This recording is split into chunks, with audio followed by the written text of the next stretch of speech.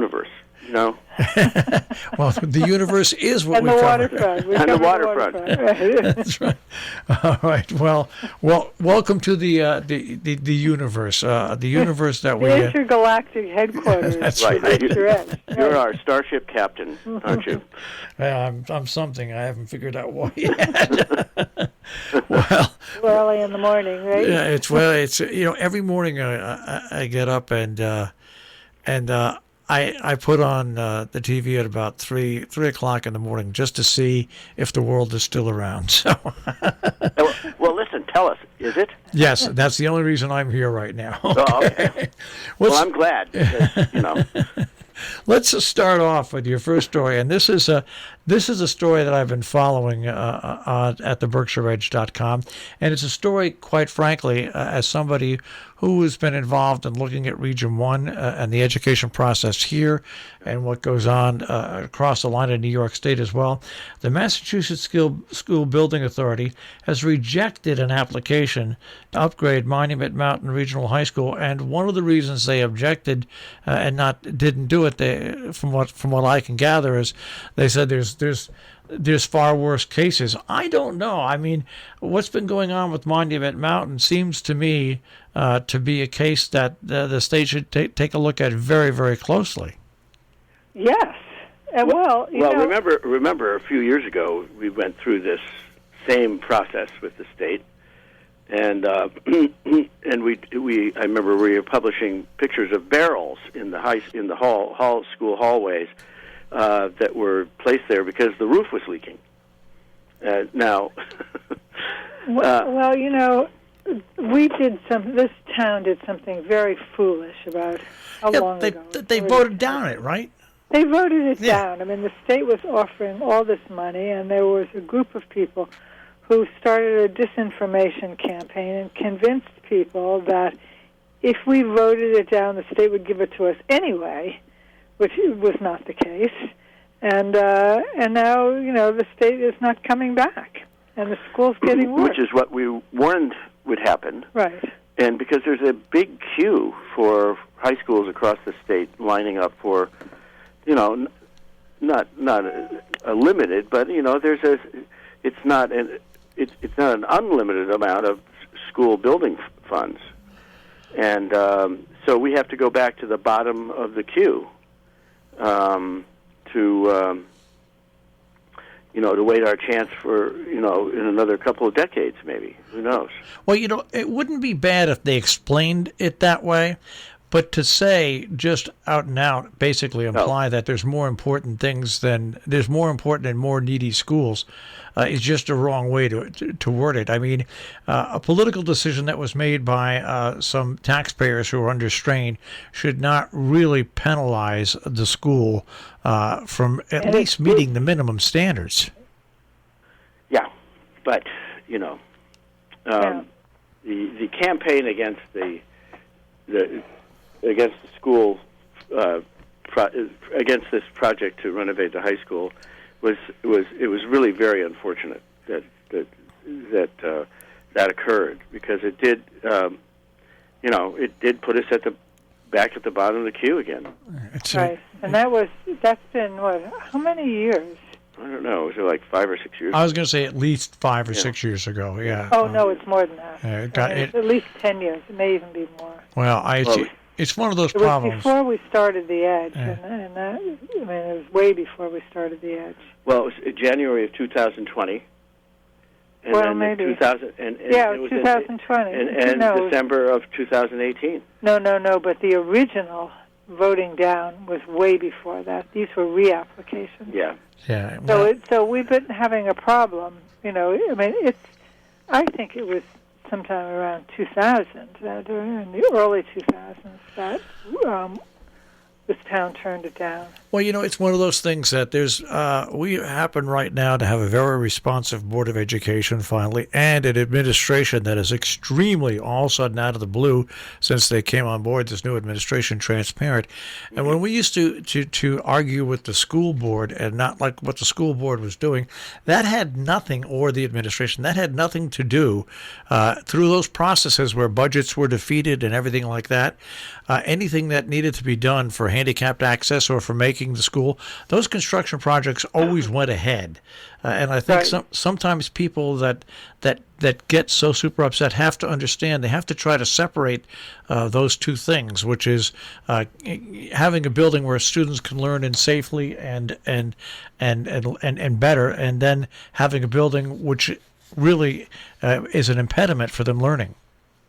Well, that's right, and one of the things that they were going to do was upgrade the technology of the schools, which of the building itself, which needs to be done, as the process of instruction becomes more reliant upon high technology, and so the school is unable to do that because that's a major rebuilding and rewiring of the whole school. So that's another problem, But again, the question I have is whether they're going to keep pestering the Massachusetts School Building Fund for again next year. Well, I hope until they give up and give us the money. Now, I think that persistence is the best avenue out. Now, your next couple of stories are interesting. And what's interesting, and this is what I love about local journalism and why local journalism is needed so much in our area. You've got two different stories. One from your business desk about affordable housing and how they're dealing with higher costs and administrative delays, higher costs, and then the next story is about agriculture and how farmers are coping with the pandemic. Two different looks at, because really a lot of what's going on with the from your business view of it is also pandemic related with higher costs and administrative delays and things. Right.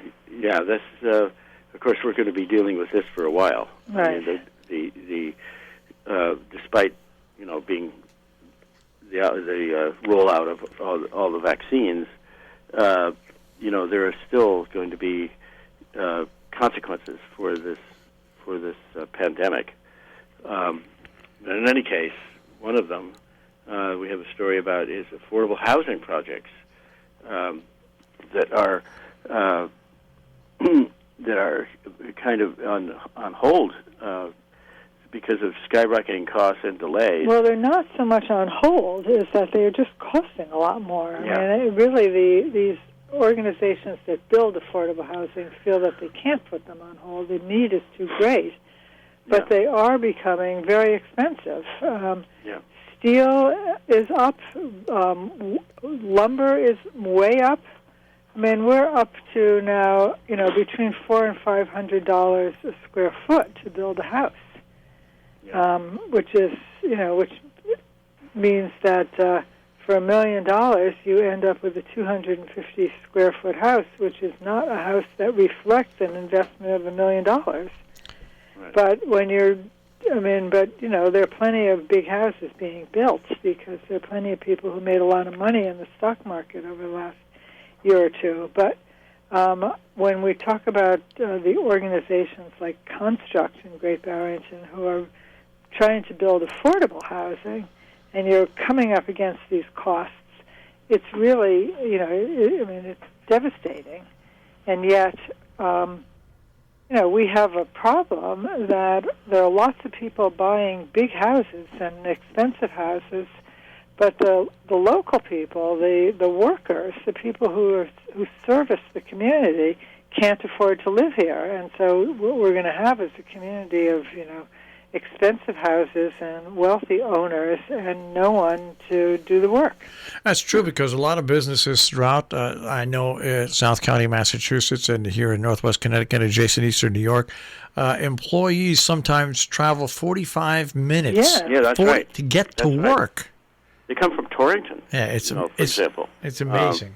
Yeah. Well, and when you think of what that does to the fabric of a community too, that where do you get your volunteer fire people if they're 45 minutes away? I mean, the second homeowners are not, they're not able to be on the fire department.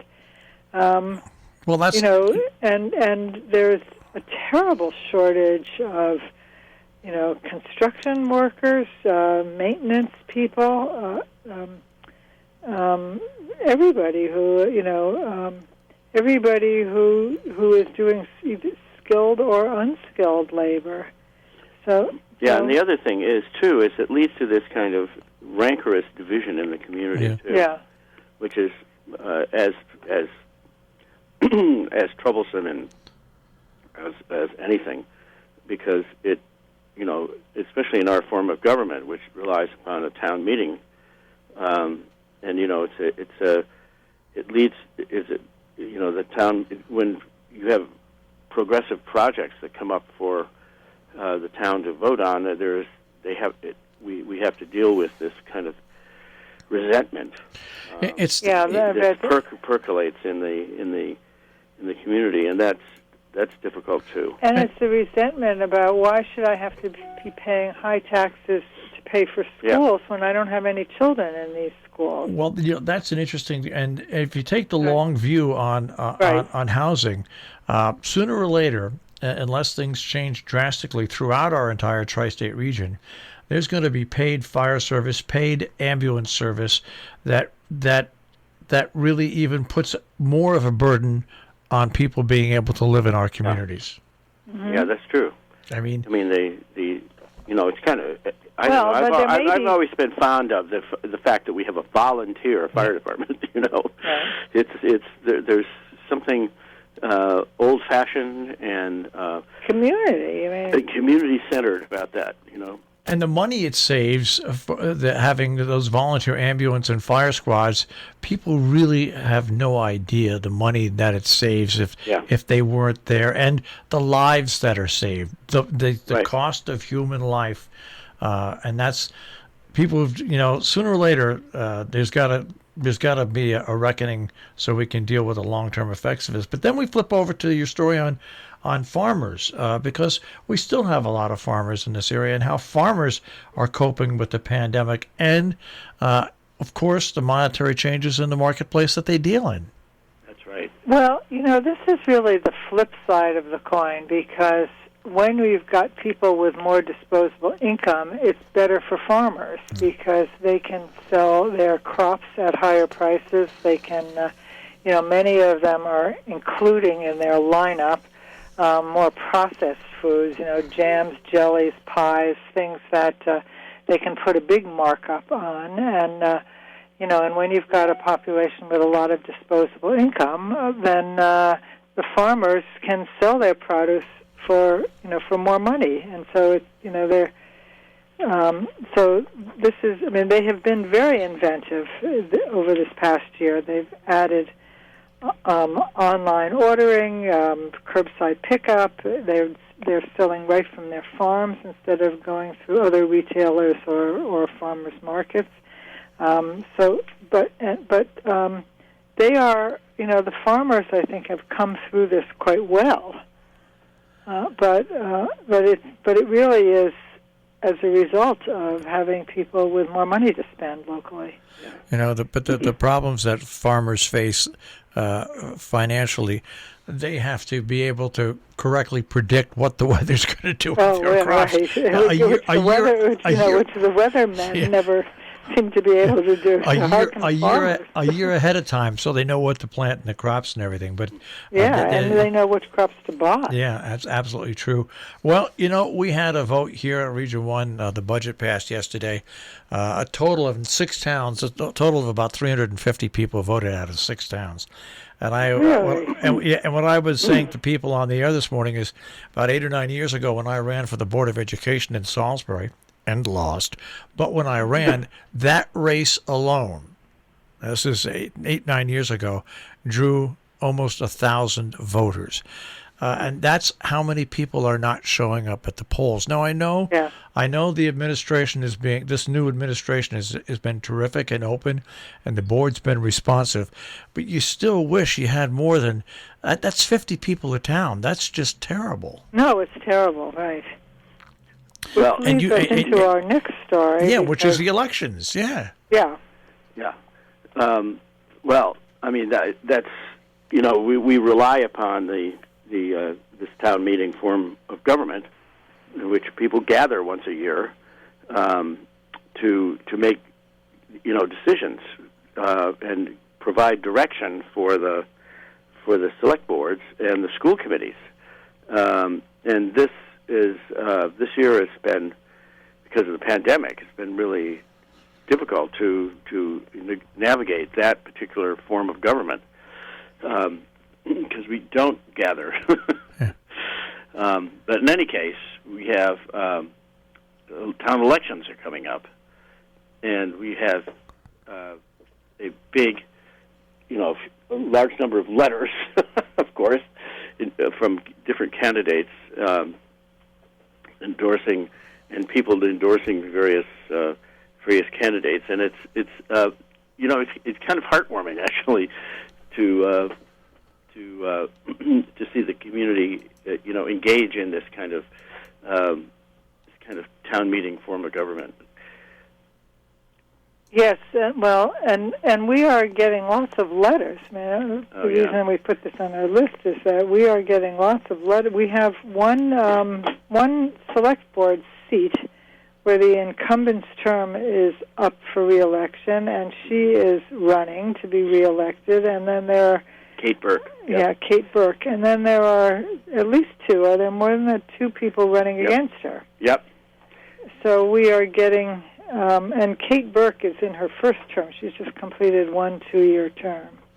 And I must say that the members of the select board who have been working with her for the last 2 years have two of them have written letters endorsing her. Yeah, so, which is kind of unusual, actually. Yes, so they must be very eager to have her stay on. They must feel she's doing a good job. Yeah. Now, what's going on in that the uprising, Mount Washington? Mount Washington. Oh my God. You should ask. But we have this little mountaintop town. Tiny town, population 538. And it's a very it is. It's at the very top of the mountain. And anyways, there's a brouhaha brewing up there, and what has led to the resignation of the town clerk and a select board member. Those are the same person, by the way. So that's how small this town is. The town clerk and the select board are one and the same. And how many other members of the select board are there? I think there's 3. Right. So altogether, so there's 2 more. Yeah. So it's you could call this a tempest in a teapot, but nevertheless, it's their teapot and their tempest. And our headline says, emotions boil over at the top of Mount Washington. So that's it's fun to see this little town, which is you hardly hear anything about, become the center of such public controversy. And the people in Mount Washington,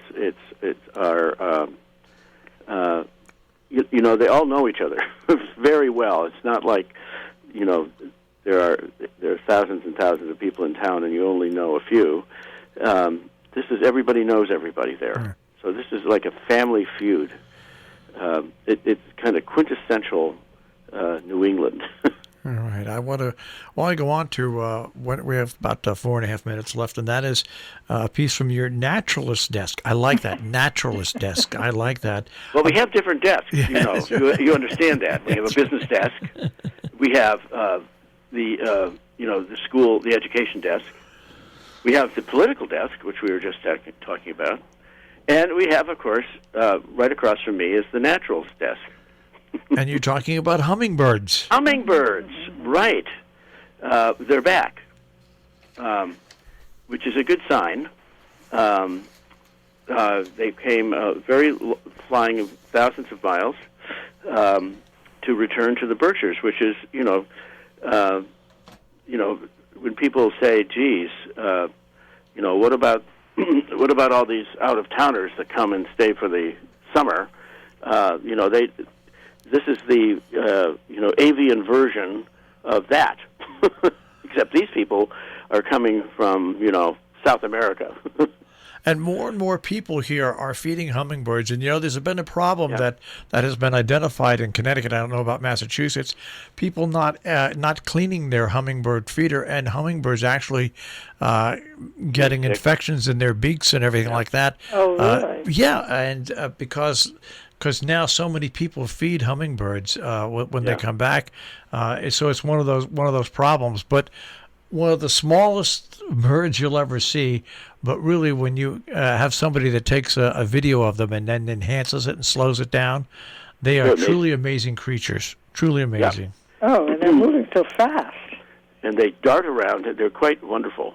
And they're as I say, as our article says, they are back. They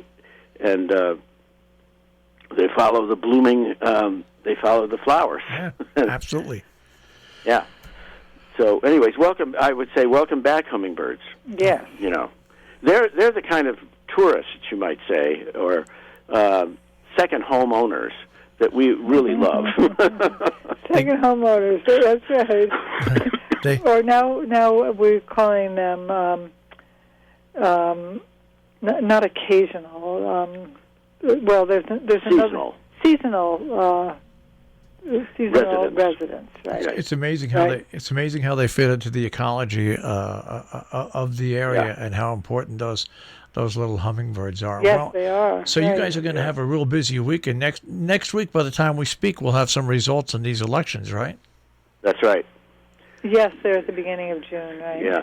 Right. So it's it's a busy season, and it is odd with this pandemic.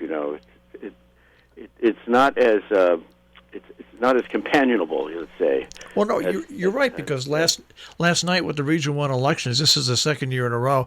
Normally, I have people in every town hall, and we get the vote total, and then we get it on the air.